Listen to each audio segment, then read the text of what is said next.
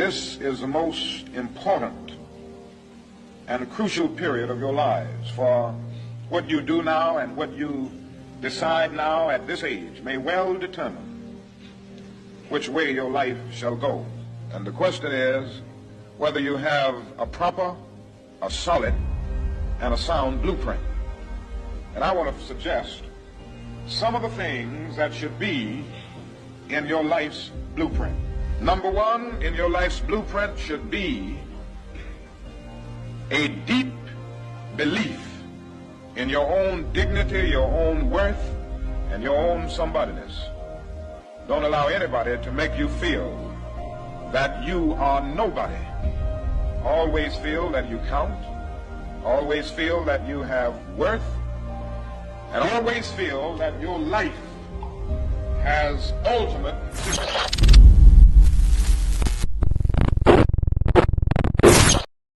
And we're back. Thank you once again. The song. This is Brian HRap B. Williams. This is the Intervention Media. Again, this is a few minutes with HRap. I want to thank you for tapping in. It's important that you have done this, and I acknowledge you. Thank you. I am coming from you from the Intervention Studios. You can go to www.theintervention.com if you want to watch this. If you're not watching this live, you can go there. I also show a Black History Project, and if you want to see the Black History Project in its entirety, you go there, you watch the video, the creator of that project, as well as me. We get credit. I get credit for traffic. You get credit.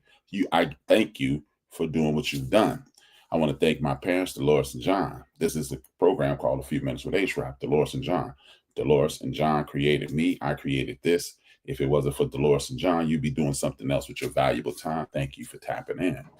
Now, the inner Uncle Ruckus, your inner Uncle Ruckus. Uncle Ruckus is a fictional character on a satirical cartoon called The Boondocks.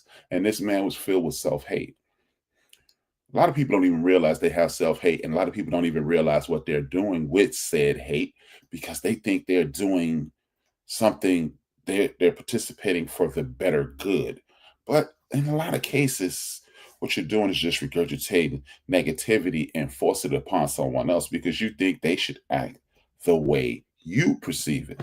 What I'm going to do is show you a 90-second video, or even less video, of some professionals in the early 70s speaking of this very thing. After I show you this, I'll be right back because it is important that we see these things. On that, I think the question you asked is how do the schools accomplish this? I mean, you were concerned about the process. I think we got to understand that there's no such thing as objective truth, which is implicit in everything that Clark says. That white people use the institutions to accomplish white purpose. The white purpose is to maintain a power position and keep everybody else in a subordinate, powerless kind of position. Now that's the institution's purpose, and that's the way it functions and how it functions. And we got to realize then that everything that the schools teach is designed to fit into that purpose. The schools teach not objective truth, but what the white man wants to project as truth. Now that's from the very kindergarten right straight on through. Well, for example, what? Sociology. Sociology is not a science in the sense that it's dealing objectively with the way people live together. It's dealing with the white man's pattern of living together as the norm by which we judge how other people live. If you live like white people live, then you're living the way you are supposed to live. If not, you're either primitive or insane as a people. Psychologically, it's the same thing. Psychology does not deal with any objective kind of discussion or development of how people live or analysis of how people function as individuals, but how does the white man function? If the white man does it this way, then this is the norm by which we judge all other people. If the white man is violent, then actually all people have to be violent to be normal. If you're not violent, obviously there's something wrong with you and you should be in an insane asylum. The whole pattern that's set up as a norm for human behavior by psychologists, the whole library full of it. As he stated, there's a whole library full of it. There's a whole culture full of it. It's called the United States of America. When you want to tell me there's a melting pot, but you don't want my flavor to be in the perceived gumbo, per se.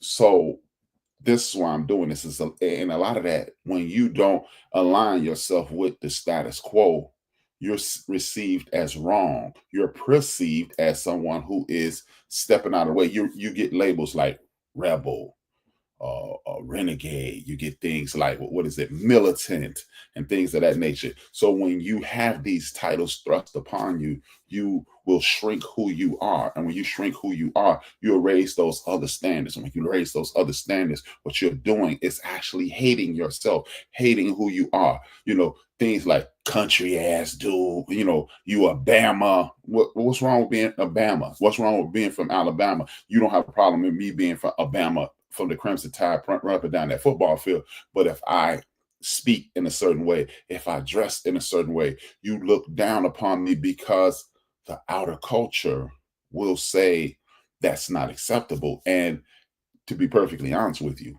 that mentality, that way of thinking, and that way of behaving is unacceptable. That's something that's unacceptable. And that's why I named this Your Inner Uncle Ruckus, because we need to get away from that.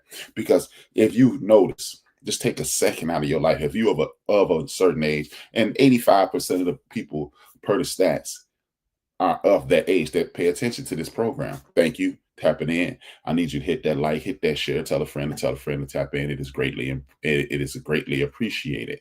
Now, back to the subject at hand. What I want you to understand is this.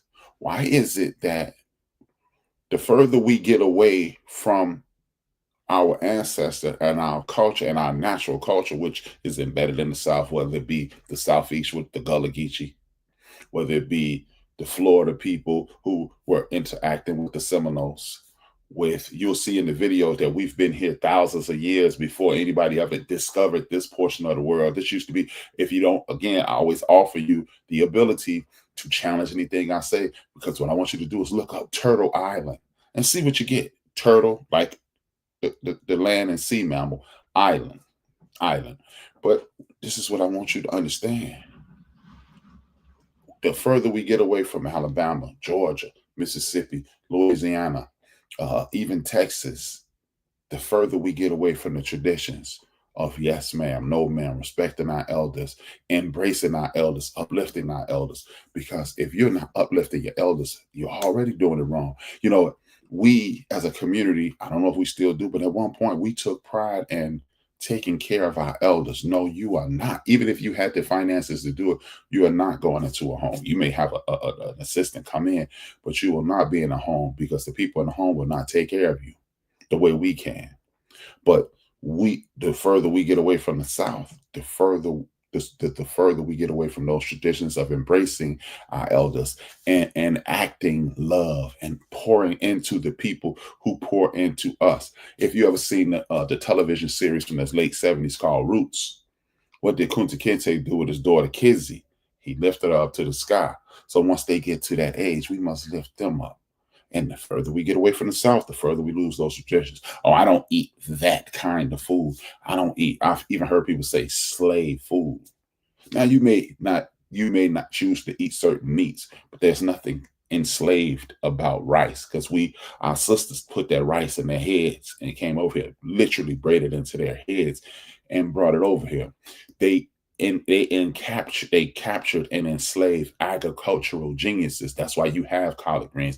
That's why you have tobacco. That's why you have cotton, because you had agricultural geniuses that they abducted. They didn't just go cast a net, grab a bunch of our people up and drug them over here. No, these people are good at this, these people are good at that, and they brought them over here. But when you, as the video previously spoke to this, when you align yourself with somebody else's way of thinking, you don't have those ways of knowing what's going on in your past. You don't have the critical theories, the critical ability to think your way to your past. Maybe, just maybe you are good at sewing because your great-grandmother, great-grandfather, somebody was a tailor, was a seamstress. You don't have the way of thinking that, oh, it's just a natural God-given ability that was given to you before you got here. Another biology lesson. If you have a young person in your life right now, let's just say it is a young lady. All the eggs that she will ever have are sitting in her body right now. That means all that generational talent, all those generational curses, all that generational power is stored up in that young lady. That's why we can't be sitting around ruckusing angry at ourselves. Oh, you shouldn't be. No, because I get these things. My daughter is a mirror of my mother. They're born 3 days apart, but well, clearly years apart, but their dates of birth are 3 days apart. They mirror each other in personality. That's not coincidental. I've never met my dad. My dad died 4 months before I got here. According to his friends and family and my other elders in my family, I mirror my dad. That's not by mistake. See, the further we get away from April 4th, 1970, if you're not careful, I will stop being like my dad and start adapting to the parenting that was thrust upon us, which, hey, whipping our children into submission, not allowing them to speak, not treating them as if they're another individual, as if they are our tool. No, they are a extension of us. Would you, if you picked up something the wrong way, would you just hit yourself? No, you wouldn't. You would take care of yourself. And that's how we do our children. But see, we've been taught to scold our children, to demean our children, to get them into shape. You know why? Because if we didn't corral our children, they could be sold down the road. That's where that term sold down the river comes from. Because we had to corral our children. We had to demean our children. Again, don't take my word for it. Dr. Joyce DeGruy, D-R-U-Y. Joy, excuse me, Dr. Joy DeGruy. Look her up, post-traumatic slave syndrome. See, these are books that are out there that'll help enhance you and your family and everybody around you if you take the time to enhance it, to enhance your mind. See, we have to start paying attention to these things. And instead of indoctrinating ourselves, hey man, I remember, and I got a few memories of the ruckus coming out while I was around loved ones and friends. I walk with a natural bop, with a natural rhythm. It's because who I am. It probably permeates from my past. But guess what? I remember we were suited and booted and I was walking. And one of my friends said, man, you can't walk with a bop with a suit on. I'm just walking. This is who I am. So I got to walk like I got stick up my behind because somebody else will be intimidated because you don't even realize what you're telling me. Stop being yourself and attempt to be more like the dominant culture. And that's what you don't even realize you're doing. You thought you were helping me, but you were taking me away from being a Williams, a Liggins, a Pollard, and a Whitmore. That's who you were taking me away from. Because that's who my family is. That's who my lineage, that makes up my lineage. That's exactly who is going on. Thank you, Mo. That's my man, Mo. These are the people who are breaking down things that are enhancing us. But like I said, he wanted me to stop being myself and be more acceptable. But acceptable to who? Except I can't walk. I've had people ask me, why did I name my daughter Bria instead of Brianna? Well, you know what? I didn't actually name my child. I named my son Brian, but I didn't name my daughter. Her mom named her. She took the N off Brian. She became Bria. Period. Again, but you know what she did? It's an African tradition to create your own names of people. Your names have meaning. Your names represent something. And my daughter's name represents her father. And she's a lot like her father. She's as stubborn as me. She's as wildly intelligent as I am. Indeed, I said that. She can't be stopped. She's a dynamo. She is impressive on every level. She is. If I'm here, my daughter's here, and my son is right there with her. Happy birthday to my son. Today is his 32nd birthday. God bless you. Thank you. But back to the point. When we adapt ourselves to, I got to make it better. Or I'm going to invite, HRap, you need to do this. Again, another story. I've had people tell me, your show is okay for a black show. What? Literally. And they, to this day, I've never confronted them about it, and I never will. They told me my show is okay for something black. You see, you dig that? You don't even want me. You don't even want to say it's good. You could, you know what I would have respected? Your show is good for a low budget program. If you had more money, it would be even better. But for a black show. That's what I'm dealing with. That's what I'm dealing with. You don't even want to give me the credit for what I'm doing. Guess what? Guess who else have a good show for a black show? Country Wayne, who making millions of dollars every year. Issa Rae, Big John, Ken Edwin, and those brothers out there in LA and Atlanta doing their thing. And it's okay to be black. Like black was deficient. These are the things that we need to grab hold to ourselves. It's thank you. It's what we have to do is that's the source of self-hate. When you don't think you are good enough, because again, I told y'all a couple weeks ago, the race is in front of you. When you win in a race, if you look back, and I don't care what form of athletics you do, when you look back, you slow down. That's your natural inclination to slow down. If you were running down the street as fast as you could and you look slightly to your left, you're going to slow down. If you're running 21 miles per hour, if you're running 10 miles per hour, you're going to run 9.8 miles per hour at your worst, simply because you are facing danger when you look back. And that danger is the ability to not embrace the greatness that's inside of you. Comparing yourself means you are saying that person is better than you. That entity is better than you. That imagination is better than yours. Nobody's better than mine. You may enjoy it more, but it ain't better. It is not. It ain't better. Like I said, I almost did it right there. Oh, well, you have to say it isn't. Ain't is not a word. But according to Dr. Claude Anderson, at one point with the head of education of the state of Florida, language is for the purpose of disseminating ideas between people. If you understood what I said, then I disseminated that thought properly. And guess what that means? I communicated properly. So, but if we're afraid to say, ain't God no, and what they call the African American vernacular, that's what they call it today, instead of calling it Ebonics. Why must we adhere to other people? Because you know what? Here's the beautiful thing. This television, this internet, and other things throughout the world over the last 25 years has allowed us to take a peek into other cultures. The integrated workplaces and spaces, if you've taken the time to get to know people, you find out those people have idiosyncrasies that they're not even assuming that they will change. It's not even crossing their mind. I heard Manny Ramirez, former Major League Baseball player, and my man, they call him Big Papi. I can't think of his name.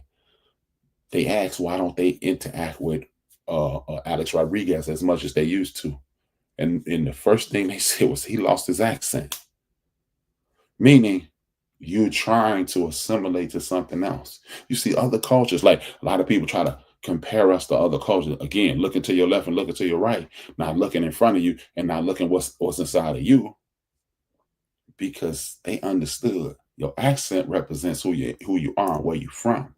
And where you're from represents who you are and your family will uplift and you'll represent who they are. But if you ain't loving on yourself, you be hating yourself and you think it's wrong for this. How I'm doing it is not sufficient. You'll find the flaw in every single solitary thing that you do, everything you come across, you will identify the flaw. Like I was told, I remember once I wore a dashiki on this program. And when I wore the dashiki, the first thing somebody said, they laughed. They talked to me in the one-on-one, didn't offend me. They laughed. Oh, why you had dashiki? Ha, ha, ha. Because I have African heritage. I was embracing who I am. But it was funny to them because you were acting like, no, I wasn't acting like anything, but I just allowed that person to make fun of the situation and I really didn't care. But that's the source of self-hate. When you see your heritage and you scoff at it, you're not laughing at that. You're laughing at yourself. Because, wait a minute, you mean to tell me it's funny to see me in a dashiki, but it's not funny to see you in true religion, strapped across your pants or up your leg, or Nike across your feet, across your chest? It's not funny to see Levi across your back pockets. It's not funny to see Louis Vuitton on a bag that you're carrying. It's not funny to drive around with Mercedes blaring across. Like, for example, I bought a car. I had them take all those badges off, the dealership badges off, because y'all didn't give me any money off of it. So I'm not advertising for y'all. But we don't have a problem with that. But we laugh at cultural garb that represents who I am when you should be having your chin up, your chest out. Hey, how about this? I went into Ancestry.com and discovered that I'm only 9% non-African. 9%. That means 91% of me is right off that continent. From both sides of my family, it was a DNA sample. So why wouldn't I represent what that was? But we are not trained to do that. We're trying to assimilate. We're trying to integrate. We're trying to disrespect our heritage because that's that Uncle Ruckus thing. Because if you too close to black, you close to wrong, because that's wrong. That's less than. It's not embraced. Well, why isn't it embraced? I ask you, why wouldn't you embrace that? Because you had the evolution of inclusion. Illusion. I should have said, you know what? I'm going to erase that for temporarily. And you have the illusion of inclusion. That's the problem. You have the illusion of inclusion. And the illusion of inclusion makes you believe the further I get away from who I am, the closer I am to perfection. Why would you believe that that is the people who created sewage systems, the people who created street lights, the people who created washing your behind, the people who created the very monotheology that you swear by, and you don't want to include yourself in that, and you want to include yourself in a system in which that's built on destruction, dismay, dismantling, and disrespect. That's what you want to do. You would rather be a part of that than to be a part of creation, evolution, genius, academic excellence, physical excellence, and spiritual excellence. That's what you tell me. Every time you say, I'm not that, I'm this. Every time you deny that your people wrote that Bible before anybody had a chance to put their hands on it. The fact that you can, look, this is how trained you are. Watch this. How many weeks in a month? 4. 4 weeks in a month. How many months in a year? 12. Okay. It's 4 weeks in each month, 12 months in each year, but it's 52 weeks in a year. Look at the math. 4 times 12, your whole life has been 48, but it's 52 weeks in a month. That's what you're telling me. And again, I want you to go to 1582 right now on your calendar on your phone. October 1582. October 1582. And just all you do is go to your calendar in your phone. This ain't no HRap trick, and HRap don't have no control over your phone. 1582. I'm going to it right now. 1582 is either 1582 or 1589. I know it seems crazy. What the hell are you going to do right there, HRap? If you go to your phone right now and go to your calendar, you will be utterly amazed at the beginning of the month. I saved it in my phone, and this ain't a parlor trick. I don't have any control over your phone. All I want you to do is just go back to that. And then once you get there, I'm pulling it up right now on my phone. Okay, it is October 1582. If you go to your phone and go to October 1582, I need you to explain to me where the hell are those days? Because everybody knows 52 weeks in a year, according to you said, but it's 4 weeks in a month and 12 months in a year, and 4 times 12 is 48, but it's 52 weeks in a year. And all of a sudden, if you go to 1582 October 1st, and you'll see this.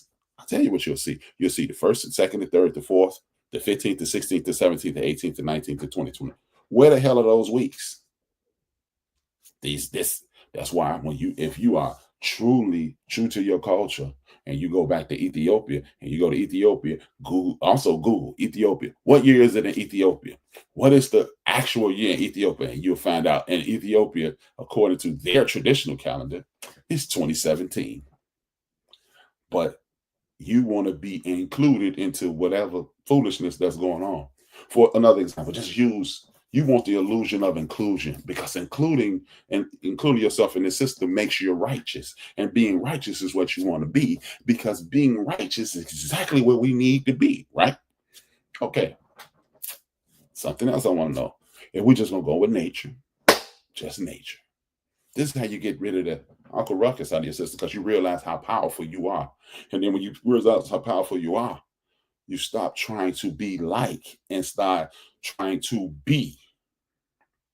Now, again, let's go with nature. When you look at nature, at the beginning of the year that we have as the beginning of the year, it's frozen. Oh, you know what? Let's go from right now. We're about to enter the fall. The leaves are dying, they're turning brown and red and other colors. They're falling to the ground, and they're germinating into the ground and feeding the soil. And then the earth turns off its axis. So the sun is less, it permeates less on this side of the world. The bottom of the equator is summertime. Yes, it's winter in Australia right now, or fall or spring.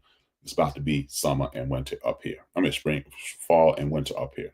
So as the earth changes, it gives the earth the leaves, and the earth will cultivate, that they will cultivate into the dirt, and they will have enzymes and things going to the dirt, and that will nurture the dirt, and the dirt will sit for weeks and months. And then in January, everything will be a frost, and it'll press down. And then it sits there and develop. Those leaves feed the soil, those worms and those bugs underground, everything's manure, decaying bodies from animals and things like that. It's all being saturated into the earth, and the earth is developing. But they tell you January is the beginning of the year. But what begins when everything else is germinating? But then around March and April, things start developing again. A new year a new season has begun, a summer or spring solstice. Then the earth starts to develop greenery again. You see animals hatching for new children. Everything is new. So why wouldn't that be the new year? Or is that why, if you look up, all you do is, if you really want to love yourself, and how does this turn into? When you love yourself, you'll get information. You get information, you'll empower yourself. You empower yourself, you'll be better. And then you won't be perceived or assumed that you're ignorant, less than, or deficient at anything. But again, maybe that's why it's called April Fools, because people didn't want to change the calendar. There you go. Checked it. That's your phone. That's not my phone. So people, what are you talking about? Just go to 1582, October 1st, and explain and find out why that calendar is not like every other calendar in for 1682, 1782, 1882, 1982, 2002, 2022. It doesn't look like that. But like I said, maybe that's why the term April Fools came about, because people wouldn't change their calendars. And if you look that up, you'll find out maybe you are not less than. Maybe you are doing things naturally the right way. But you had to save self-hate. And like at the beginning of a video, I showed y'all those brothers and sisters that were speaking about this, and some of y'all missed it. If you did miss it, that's all you gotta do is go back to www.theintervention.com and watch this program again. Start out the thank you for whatever you're doing, if you do it. But you'll find these men, the pathology. I think the question you asked, Black American, white America, and us. And then you'll see that it's not the problem. It's never been with us. It has never been with anybody. But you must just, if you don't love yourself, you can't love nobody. And if you don't know yourself, then you a nobody. Shout out to Chuck D. That's not HRap, that's Chuck D. But I want you to understand, you don't have to adapt to anybody. See, again, I always go to nature. You don't see lions adapting to be panthers, and panthers adapting to be cheetahs, and cheetahs adapting to be tigers. They're all cats, and they all do different things, and they can survive on Earth doing their thing. You don't have to adapt. That's another form of self-hate. When you think that what you do, what you know, how you live isn't good enough, then, and you see the flaw in everything that somebody else that looks like you does, and because you've assimilated and they haven't, they're wrong or you're not. Maybe, according to nature, you're wrong, because guess what?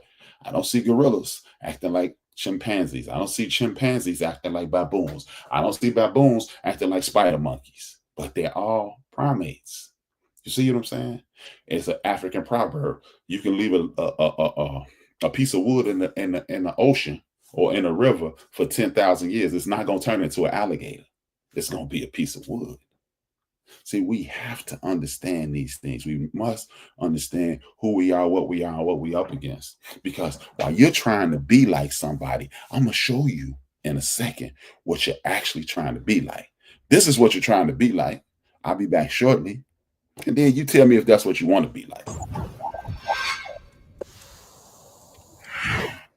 Christopher Columbus did not discover America.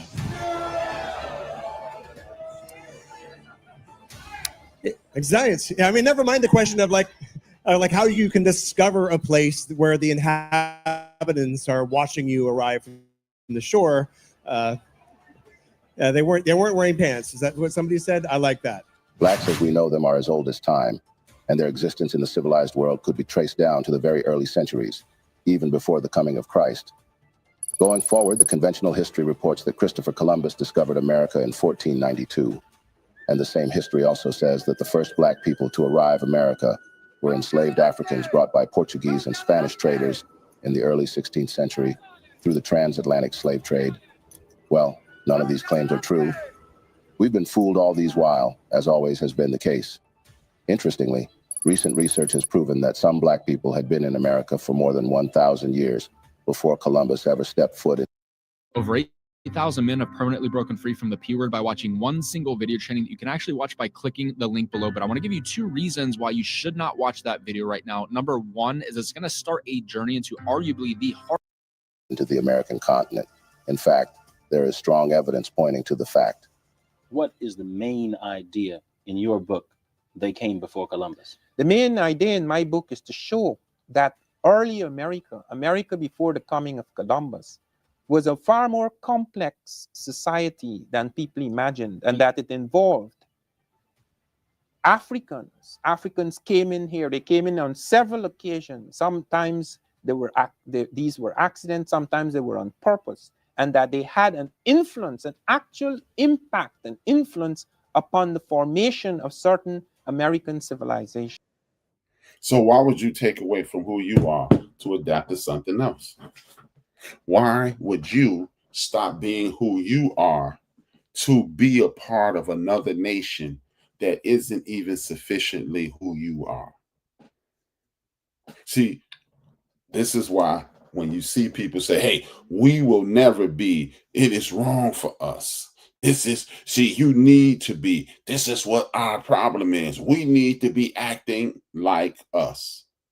See, because when you realize that we are the creators of the culture worldwide, then why would you find yourself acting as if you're someone else? This illusion of inclusion is foolishness and tomfoolery. To be perfectly honest with you, why are you trying to be something that you are not? I'm going to say it again. Why in the entire hell are you trying to be something that you are not? That is foolish on every level. That is stupidity on every level. You don't want to be who you are, so you mimic and try to be something else? Nah, it doesn't make sense. And we've made it make sense, but you cannot make it make sense. You cannot make it make sense to anybody in the history of the world. You can't. How could you possibly say, hey, this is what we need to do? We need to make ourselves just like somebody else, knowing you, if you're the original. Why would Michael Jordan start acting like LeBron James? Why would Kareem Abdul-Jabbar try to act like whoever else who's ever mimicking Kareem Abdul-Jabbar? Why would Walter Payton try to act like Barry Sanders or Emmitt Smith or Eric Dixon? And he inspired all of them. See, because we have been duped into believing what we do is wrong. And then they pick out the worst of the worst and say, see, look at you. Look how horrible you are. You know, you like some young lady was shot yesterday here in Chicago. It's a horrible situation. I think she even transitioned. Oh, look at that. That's what's wrong with us. Wait a minute. That's wrong with us, or that's what's wrong with that person. That person does not represent the people who I know who have children who are becoming doctors. I have a friend who's a child who's a high-ranking military person. I got a friend whose daughter is on her way to being a physician. I got friends who have a myriad of things. My daughter's on her professional journey. My son is on his professional journey. But that person does not. So you're going to exclude my entire lineage, all my friends, children. I got friends whose children are being musicians, everything, podcasters. But that one person is representative of us.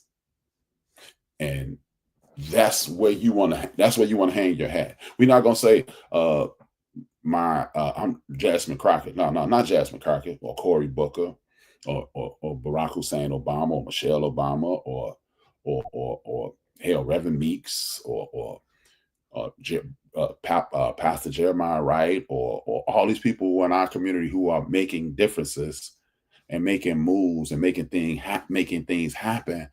That's not representative of who we are.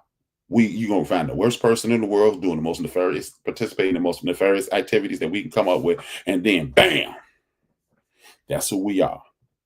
And you actually think that's okay. That's the sad part. You actually think it's okay. You think, hey, man, I'm going to reduce you to the lowest common denominator. And when I reduce you to the lowest common denominator, what I'll do at that point is put you right there where it belongs.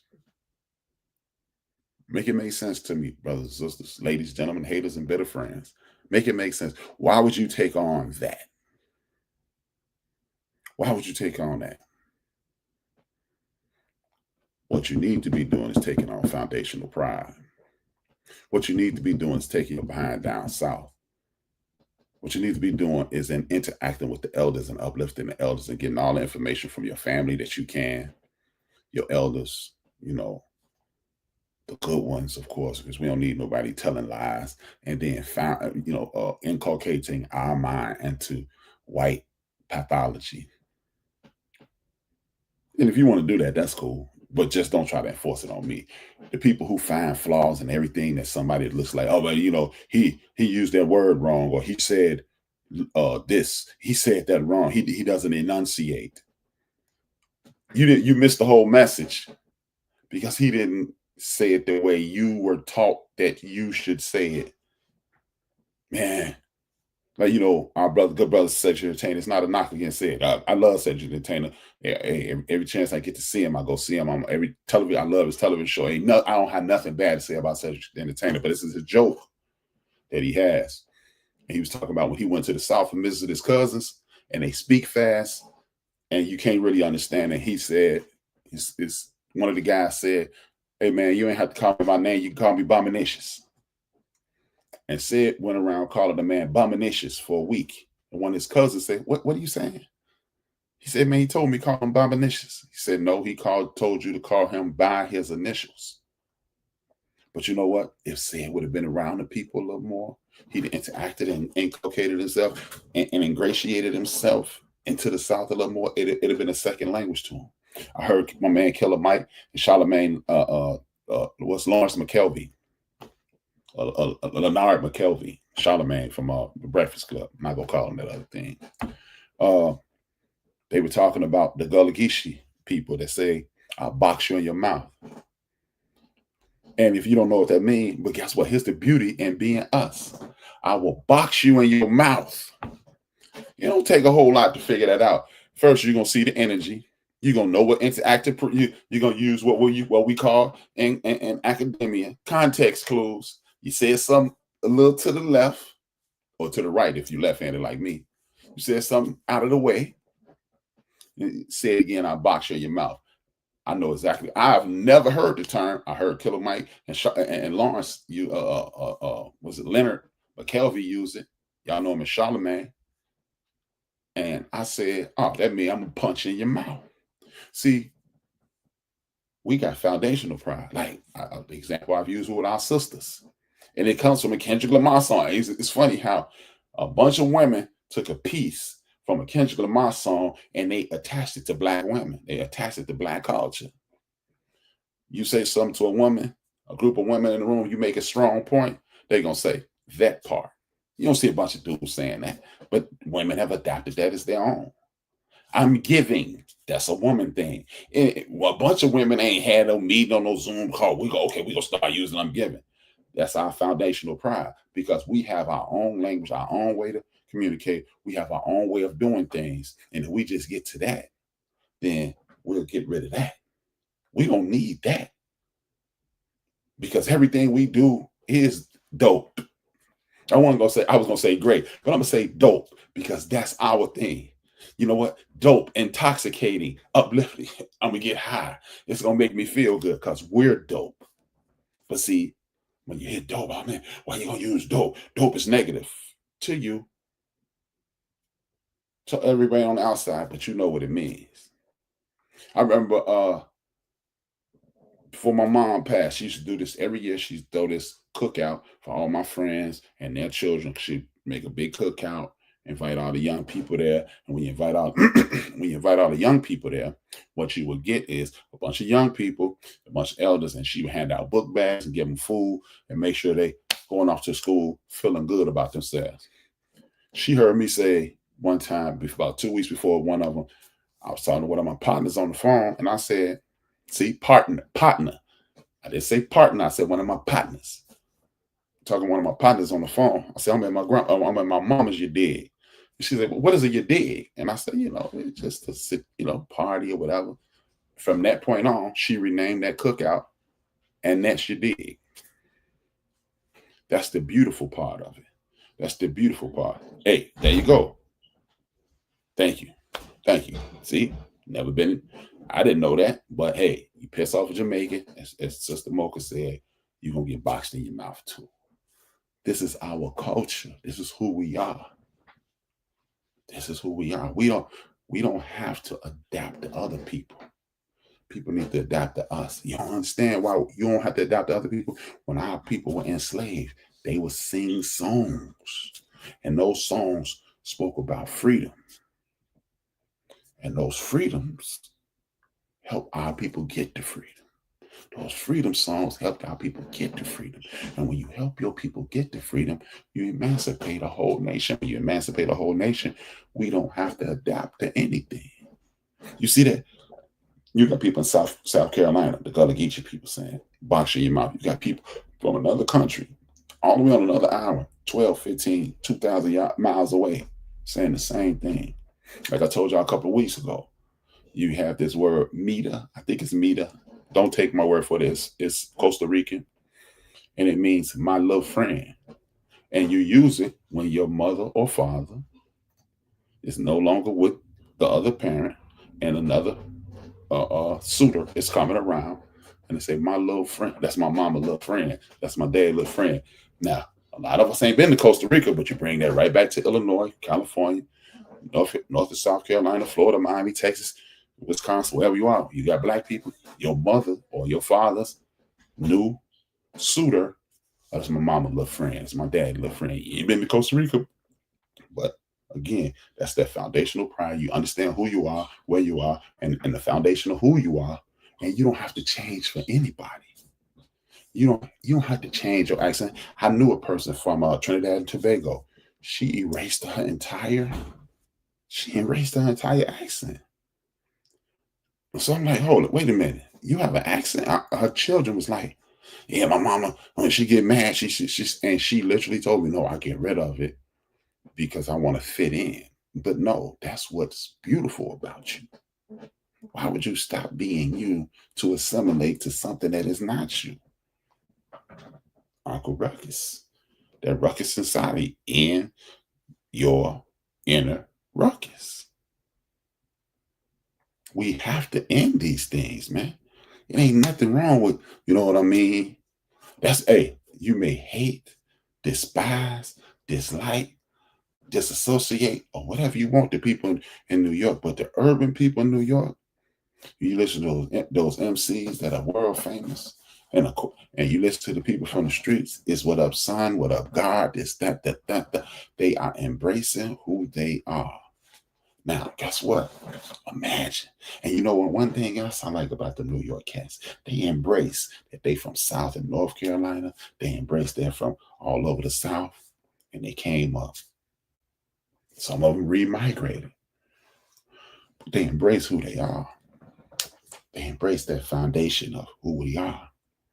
Now, is there certain traditions and cultural nuances that we are not trying to invest ourselves in? Yeah. Some people have changed their diet. I no longer eat pork. And guess what?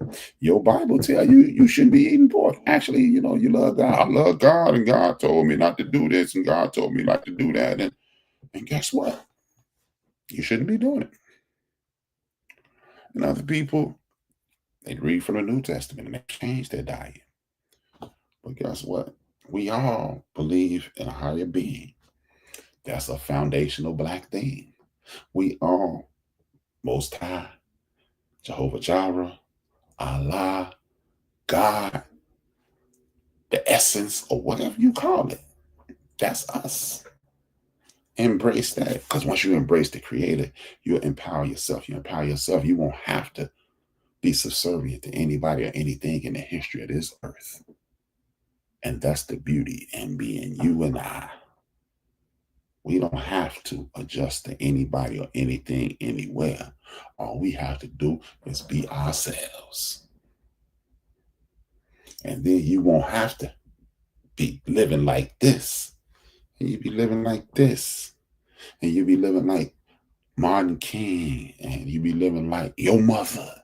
And you be living like your grandfather. You be living like your grandmother. And you'll be living like yourself, because you'll be living off foundational pride, not cultural appropriation and cultural misappropriation. With that being said, watch to the end. Like I always say, look, if you enjoyed what you hear, I need you to hit that like, I need you to hit that share, follow, subscribe, and do all the things to help support me. If you want to watch that entire video, go to www.theendofthebench.com. You better watch the whole movie, the whole video. It's about 16 minutes long. You better watch this show if you came in at the end. You give me credit for traction on my website. And if you have anything like, man, I would really, actually, if you have that, I did the wrong thing, but it is theendofthebench.com. Just don't put Gmail. But if you have anything that you would like me to address, email me at theendofthebench@gmail.com. And I'll be addressing things, all the things that we're talking about, all the things that we're dealing with. If you want me to talk about something, I'm open to it. All I have to do is do some research, and I can speak intelligent. But I'm just not gonna get up here, hey, I'm HRap and I know everything. No. Or if you like to see a panel, or anything you like to see, let me know. I want to thank you for tapping in. Again, subscribe if you haven't already. Hit that like, hit that share. Find me on Facebook. This is my real name. Find me on Facebook under that. Hit that follow, man.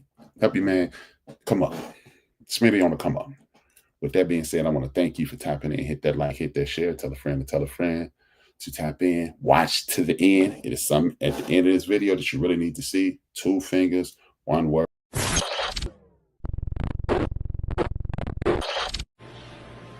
I think because we have undercounted ourselves and underestimated ourselves, we've quite forgotten that we were never a minority. As 1 billion African people on the face of the earth, We can create industries overnight if we decided that we don't wear no underwear we don't make. We don't eat no food that don't come from one of our farms. We don't sleep on no mattresses we don't make. We don't bury our loved ones in any coffins we don't make. We take the coffin industry away from the mafia. We've forgotten our great potential as a people.